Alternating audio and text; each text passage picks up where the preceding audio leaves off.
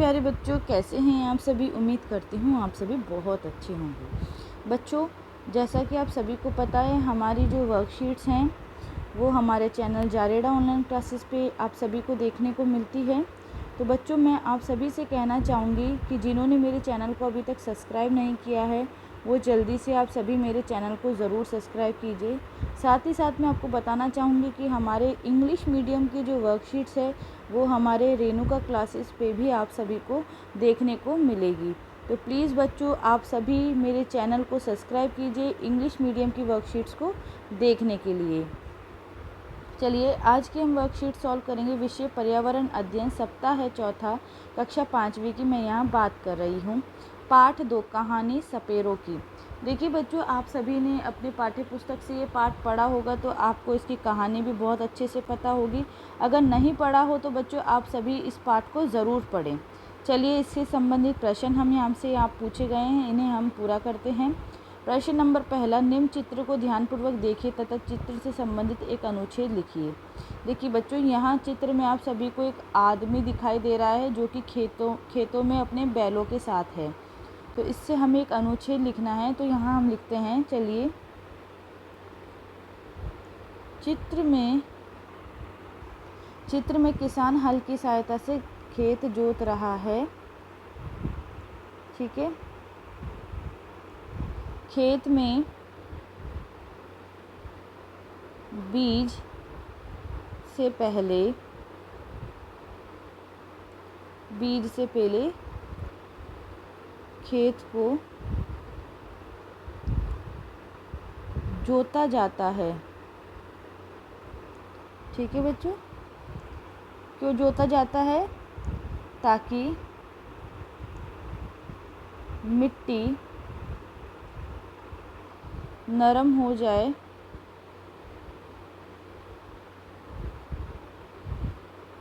खेत को जोतने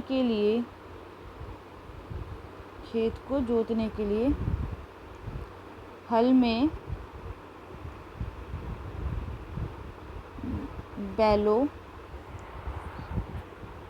बैलों को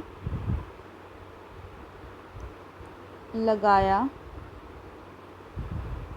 जाता है, जिससे स्पष्ट होता है कि खेती के लिए भी पशु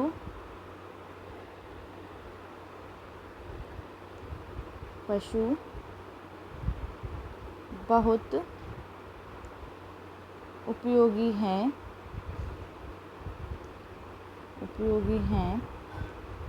इसलिए हमें पशुओं की अच्छी देखभाल करनी चाहिए। ठीक है बच्चों, आया सभी को अच्छे से समझ में? चलिए, अगला प्रश्न देखते हैं हम हमारा।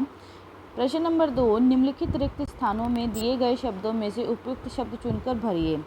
बच्चों, यहाँ देखिए, हमें कुछ शब्द दिए गए हैं, हमें रिक्त स्थान पूरे करने हैं। हमें जानवरों की खाली स्थान करनी चाहिए, देखभाल। हमें पौधों को प्रतिदिन पानी देना चाहिए।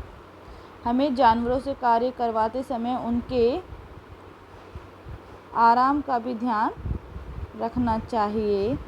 पेड़ पौधे भी सजीवों की तरह महसूस करते हैं। इंसान, जानवर, पेड़ पौधे तीनों एक दूसरे के लिए उपयोगी हैं। ठीक है बच्चों, अगला देखिए, प्रश्न नंबर 3, निम्न चित्र को ध्यानपूर्वक देखिए तथा चित्र से संबंधित कोई कहानी या कविता लिखिए। तो देखिए बच्चों, यहाँ एक हाथी है और एक छोटा बच्चा है, ये दोनों यहाँ पे खेल रहे हैं। तो चलिए इससे हम कहानी लिखते हैं। कहानी का जो शीर्षक है वो क्या होगा? हाथी से मित्रता। ठीक है, हमारी कहानी का जो शीर्षक है वो है कहानी में हाथी से मित्रता। अब देखिए बच्चों, लिखते हैं। इस चित्र में एक हाथी है जो घूमता घूमता जंगल की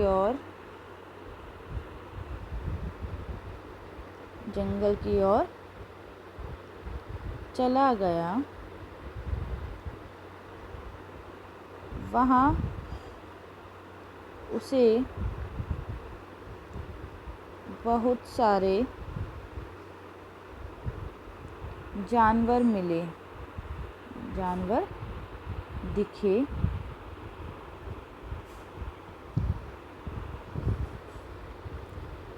वह वहाँ बैठ गया आराम करने के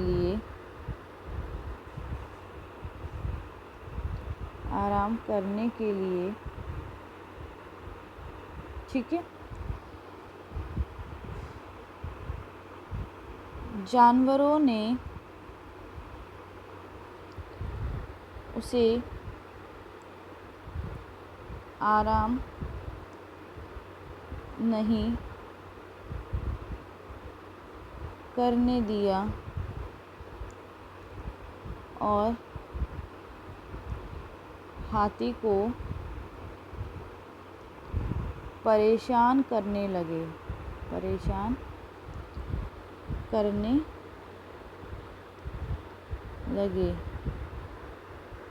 वहाँ से एक लड़का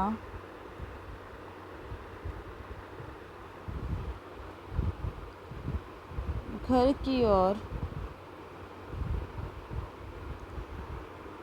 जा रहा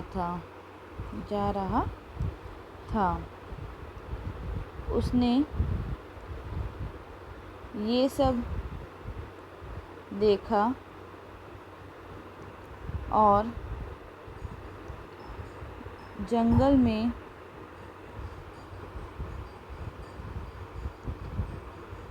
हाथी के पास आकर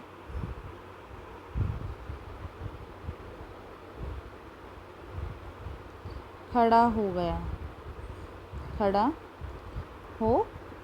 गया। उसने अन्य जानवरों को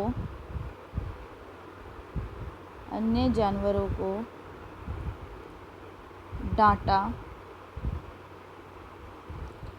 और सभी जानवर वहाँ से चले गए।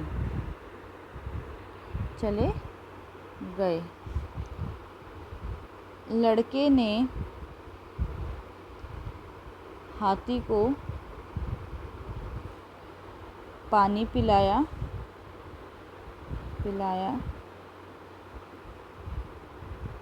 हाथी बहुत खुश हुआ और अपने ऊपर लड़के को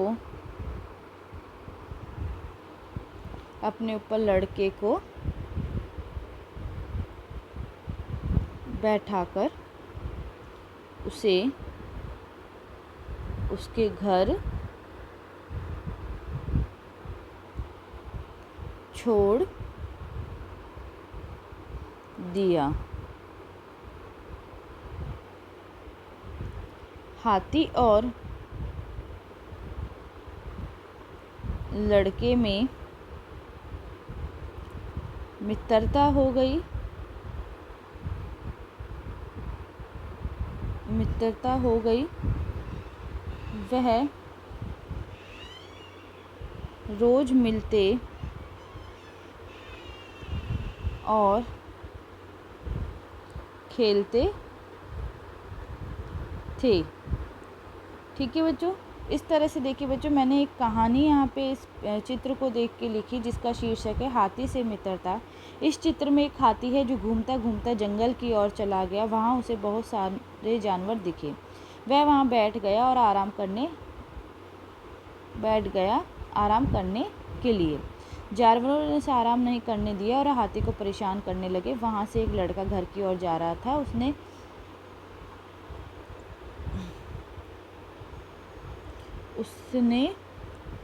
ये सब देखा और जंगल में हाथी के पास आकर खड़ा हो गया। उसने अन्य जानवरों को डांटा और सभी जानवर वहाँ से चले गए। लड़के ने हाथी को पानी पिलाया। हाथी बहुत खुश हुआ और अपने ऊपर लड़के को बैठाकर उसे उसके घर छोड़ दिया। हाथी और लड़के में मित्रता हो गई। वह रोज मिलते और खेलते थे। ठीक है, समझ में आया आप सभी को कि यहाँ पे कहानी हमने क्या बनाई। तो बच्चों, इस तरह से आप इसको पूरा कीजिए। अगर आपको कोई और कहानी आती है या कोई कविता आती है तो आप वो भी यहाँ पे लिख सकते हैं। प्रश्न नंबर 4 देखिए, निम्नलिखित गुणों के आधार पर किसी एक जानवर या पक्षी का नाम लिखिए। जिसके कान हमारे कान से छोटे होते हैं उसे का नाम क्या है? चूहा। चूहे के कान हमारे कानों से छोटे होते हैं। जिसकी सूंड होती है, सूंड किसकी होती है बच्चों? हाथी की।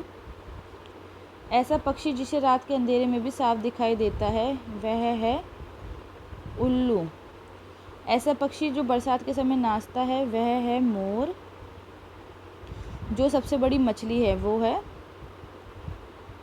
Blue whale. ठीक है बच्चों, आया सभी को समझ में? अगला देखिए बच्चों, जीवन कौशल। वायु को शुद्ध करने वाले पौधे। स्वस्थ रहने के लिए स्वच्छ और शुद्ध हवा आवश्यक है। फिर भी हमें सांस लेने के लिए शायद ही कभी स्वच्छ हवा मिलती है। लेकिन ऐसे कुछ पौधे हैं जो हवा से विषाक्त पदार्थों को निकालते और हवा को शुद्ध करके वायु की गुणवत्ता में सुधार करते हैं। ऐसे पौधों को वायु शुद्ध करने वाले पौधे कहा जाता है। उदाहरण के लिए snake plant, spider plant, money plant, aloe vera आदि। हवा शुद्ध करने वाले कई पौधों को उगाना बहुत आसान होता है क्योंकि वे पौधों के तने या पत्ती से बढ़ते हैं और उन्हें ज़्यादा देखभाल की ज़रूरत नहीं होती। हमें इन पौधों को अपने घर में रखना चाहिए। तो बच्चों देखिए, आप सभी को पता है कि हमें स्वस्थ रहने के लिए शुद्ध हवा का लेना बहुत ज़रूरी है जो कि हमें नहीं मिलती है। तो बच्चों, ऐसे बहुत सारे प्लांट हैं, पौधे हैं वायु शुद्ध करने वाले जिन्हें हमें घर में उगाने चाहिए। अगला देखिए, छात्रों के लिए गतिविधियाँ। प्रश्न पहला, वायु शुद्ध करने वाले पौधों के लाभों के विषय में कम से कम 4 लोगों में जागरूकता फैलाएं और उन्हें ऐसे पौधों को उगाने के लिए प्रेरित करें। प्रश्न नंबर 2, हवा को शुद्ध करने वाले किसी भी एक पौधे को उगाएं जो आपके आसपास आसानी से उपलब्ध हो। इसे उगाने के लिए पिछले सप्ताह अपने घर के पुराने सामान से बनाए गए बर्तन का उपयोग करें। 23 जून अंतर्राष्ट्रीय ओलंपिक दिवस। लोगों को जीवन में खेलों के महत्व के बारे में जागरूक करने के लिए हर साल 23 जून को अंतर्राष्ट्रीय ओलंपिक दिवस मनाया जाता है। ओलंपिक दिवस एक खेल आयोजन से कहीं अधिक है। ये दुनिया के लिए सक्रिय होने का दिन है। तो बच्चों, आप सभी को पता होना चाहिए कि 23 जून हम अंतर्राष्ट्रीय ओलंपिक दिवस के रूप में मनाते हैं। कभी हार न मानने वाले को हराना मुश्किल है। नारंगी रंग का कोई भी भोजन जैसे पपीता, खरबूजा, रसना, जूस या कोई और पदार्थ खाएं या पिए। खेल सबसे लंबी उंगली का अनुमान लगाए अपने परिवार के साथ खेलें। गतिविधि, अपने दादा दादी या माता पिता से कोई लोक कथा सुनें। दैनिक दिनचर्या, निम्नलिखित आदतों को अपनी दिनचर्या में शामिल करें। अपने माता पिता का अभिवादन करके अपने दिन की शुरुआत करें। अपने दांतों को दिन में 2 बार ब्रश करें। प्रतिदिन स्नान करें। खूब पानी पिए और संतुलित आहार लें। अपने चेहरे को छूने से बचें और अपने हाथों को बार बार धोएं। अपना गृह कार्य समय पर पूरा करें। तो बच्चों, इस तरह से जो आपकी वर्कशीट है पर्यावरण अध्ययन की आप सभी को सॉल्व करनी है। उम्मीद करती हूँ आप सभी को मेरा वीडियो बहुत अच्छा लगा होगा। तो प्लीज़ बच्चों आप सभी मेरे वीडियो को ज़रूर लाइक करें, शेयर करें। साथ ही साथ आप सभी मुझे कमेंट बॉक्स में कमेंट करना बिल्कुल ना भूलें। ये ज़रूर बताएं कि आप सभी को मेरा वीडियो कैसा लगा। साथ ही साथ बच्चों मैंने आप सभी को यहाँ बताया, आप सभी मेरे चैनल रेणुका क्लासेस को ज़रूर सब्सक्राइब करें। वीडियो देखने के लिए आप सभी का बहुत बहुत धन्यवाद। Thank you students.